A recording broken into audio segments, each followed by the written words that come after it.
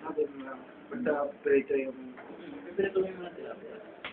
Huwag mong itapon yung kwan, yung pinagbubasan mo. Oo. Na, kung may dugo-dugo, kasi mas masarap yun na isaw, dinuguang tilapia.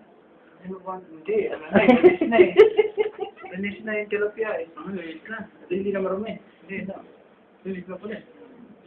Titibayon! Titibayon! Napagaling na. Napagaling na. Sige na, ituwan lang kayo. Gusto makasali eh. No. Gusto makasali siguro na. Hindi na, oo, sige sa kanya. Gusto niya makasali. Parang hindi siya. Basta ako si Yasir. Si Yasir ang type ko. Si Yasir ang type ko sila. Hindi piling sa'yo. Si Yasir.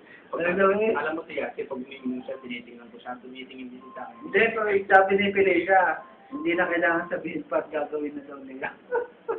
Ah, sorry siya. Si Yasir ang may gusto sa akin. Hindi si Yasir ang makakain. May sawa na ba yan? May sabi, tarang mo. Hindi naman ako nagtapit bahay ko, magkapit bahay kami, alam ko yun. Paano mo magiging bakla yun? Ah, iba, pang-entering niya sa akin.